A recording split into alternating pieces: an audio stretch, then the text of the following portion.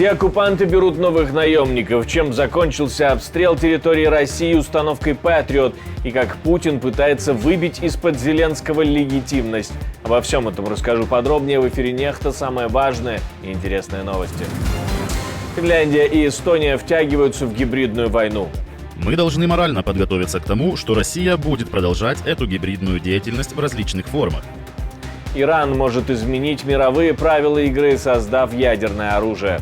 Генеральный директор вновь обращается к новому правительству Ирана с призывом продолжить диалог на высоком уровне и последующие технические обмены. Неоднозначность заявлений мировых лидеров про удары по территории РФ заставляет принимать странные решения. Поэтому украинцы должны сами решить, какие условия являются приемлемыми для соглашения. Спасибо, что смотрите, спасибо за доверие. Не забывайте ставить лайки, оставлять комментарии и не забывайте подписываться на канал. Поехали! РФ снова набирает боевиков в Африке. Украинская разведка пишет у себя в телеграм-канале, что РФ собирает наемников в Центральной Африке, в Руанде, Бурунди, Конго и Уганде. С чем связана активизация этого процесса, в разведке не уточняют, но россияне создали для этого специальное подразделение Министерства обороны РФ. Наемников привлекают стартовой денежной выплатой в размере $2000 за подписание контракта. Обещают ежемесячное обеспечение в размере $2200, медицинское страхование, а также российский паспорт для солдата и членов его семьи. К слову, такие подъемные предлагают не только африканцам. Власти Краснодара вводят такую единоразовую выплату для тех, кто хочет подписать контракт с российской армией с 1 июня по 1 октября. Составляет она 250 тысяч рублей. Это как раз примерно $2200. А Евгений Наумов, мэр города, говорит, что общая выплата для контрактников может достигнуть $1 650 000 рублей. Это около $18 000. Финляндия и Эстония обратились к НАТО за помощью, хоть и готовы к новым гибридным атакам со стороны РФ. На встрече президентов каждый говорил о своей части гибридной войны. Мы должны морально подготовиться к тому, что Россия будет продолжать эту гибридную деятельность в различных формах. Не обязательно ежедневно, но еженедельно.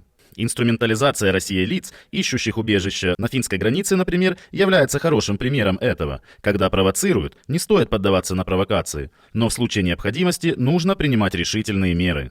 Президент Эстонии говорит о том, что у РФ есть своя мотивация в районе Нарвы, где Россия сняла пограничные буи примерно в то же время, когда собиралась поменять морскую границу, и никто не знает ее мотивации. Стоит заметить, что это западная граница Евросоюза и НАТО. Эти посягательства, они абсолютно существуют, к ним надо готовиться, к этому надо относиться серьезно. То есть мы должны быть начеку.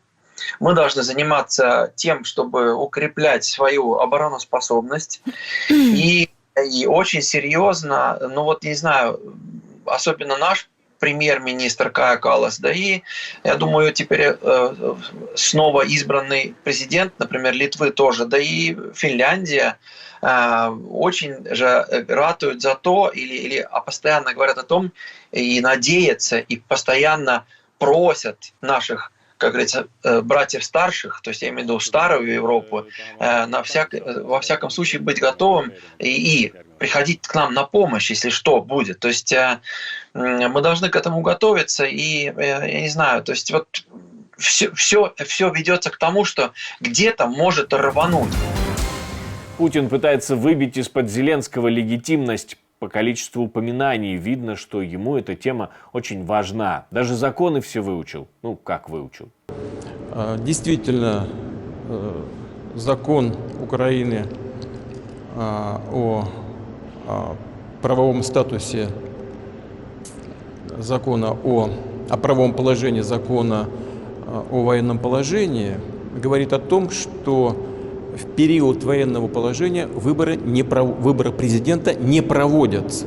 Видимо, Зеленский должен был обнулить свои сроки, чтобы быть по легитимности похожим на Путина.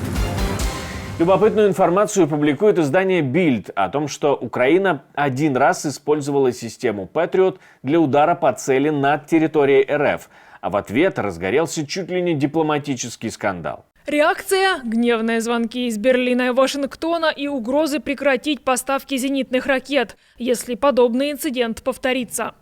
Украинские силы ПВО ждут, пока российские самолеты запустят крылатые ракеты, и они будут пролетать над территорией Украины, и только тогда могут их сбивать. И от этого еще интереснее звучат заявления западных лидеров о том, что «а почему нельзя? Можно ж». Генеральный секретарь НАТО говорит примерно так. Тот факт, что мы поставляем оборудование в Украину, не делает НАТО частью конфликта. Мы имеем право поддерживать Украину, не становясь частью конфликта, потому что мы помогаем Украине отстаивать право на самооборону. Эта война может закончиться завтра, если правительство страны, которая начала войну, президент Путин, прекратит нападать на Украину. Проблема в том, что мы не видим никаких признаков того, что президент Путин и Россия планируют закончить эту войну. Напротив, мы видим, что они активизируются. Поэтому украинцы должны сами решить, какие условия являются приемлемыми для соглашения.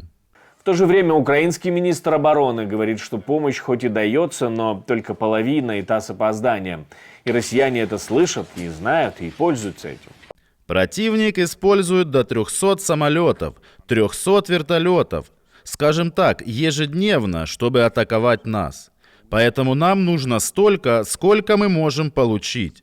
Но на данном этапе мы сосредоточимся на подготовке нашего персонала, скажем, пилотов. Мы сосредоточены на инфраструктуре, мы сосредоточены на привлечении оперативных и ремонтных групп. И мы работаем или привлекаем больше платформ, которые будут способны противостоять воздушному превосходству. Их цель – открыть новый фронт на севере, чтобы начать использовать всю свою живую силу, огневую мощь против нас. Они продолжают выполнять свою задачу по уничтожению нации. Иран, вероятно, близок к созданию ядерного заряда. Об этом пишет Reuters, основываясь на отчетах МАГАТЭ. Иран, скорее всего, близок к тому, чтобы научиться обогащать уран до степени, необходимой для создания бомбы. За прошедший год не было достигнуто никакого прогресса в реализации совместного заявления от 4 марта 2023 года.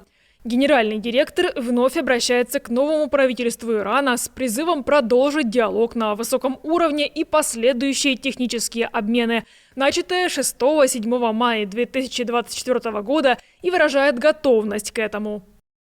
Полнотой информации, скорее всего, не обладает даже МАГАТЭ, хоть глава этой организации посещал Иран в этом месяце, но переговоры зашли в тупик. Но главный вопрос при наличии урана необходимого качества в создании ядерной бомбы – это средства доставки, которые у Ирана вроде как есть. Это ракеты дальнего радиуса действия.